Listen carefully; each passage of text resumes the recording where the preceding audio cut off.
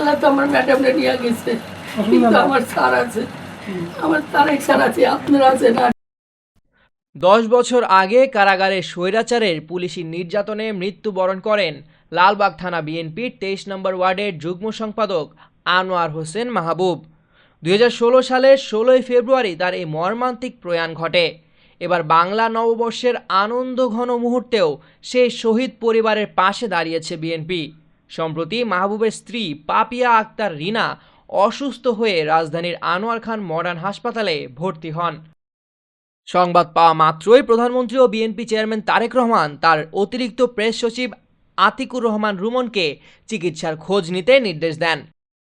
মঙ্গলবার 14 এপ্রিল প্রধানমন্ত্রীর পক্ষে বিএনপির স্বাস্থ্য বিষয়ক সহ সম্পাদক ডক্টর পারভেজ রেজা কাকন এবং বিশিষ্ট orthopaedic surgeon doctor Shah Mohammad Amanullah হাসপাতালে গিয়ে রোগীর শয্যা পাশে দাঁড়ান।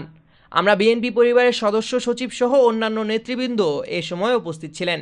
তারা প্রধানমন্ত্রীর পক্ষে সার্বিক চিকিৎসা সহায়তা এবং পরিবারের পাশে থাকার দৃঢ় প্রত্যয় ব্যক্ত করেন।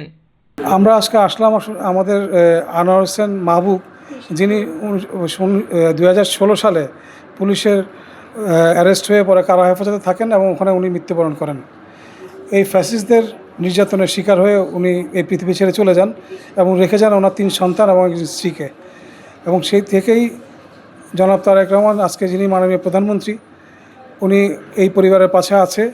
এবং আমরা বিএনপি পরিবার, যার কনভেনার জনাব আতিকুর রহমান রুমন এবং যার মেম্বার সদস্য সচিব হচ্ছে মকসুদুল মমিন মিথুন, আমরা তাদের বিএনপি পরিবার থেকে এসে ওনাদের পাশে আমরা দাঁড়িয়েছি। এভাবে আসলে আজকেই যে শুধু দাঁড়িয়েছে তা না, 16 সালের পর থেকেই আমরা এই বিএনপি পরিবার এই পরিবারের পাশে আছে। জনাব তারেক রহমান এই পরিবারের পাশে আছে।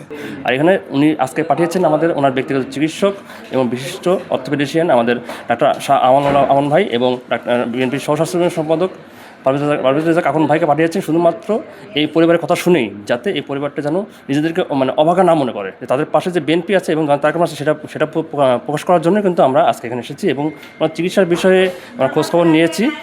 ইনশাল্লাহ উনি সুস্থ হয়ে গেলে এবং ভবিষ্যতে ওনার ছেলে মেয়েদের যেন কোনো সমস্যা না হয় সে বিষয়টা যেন তারা এখন দেখবে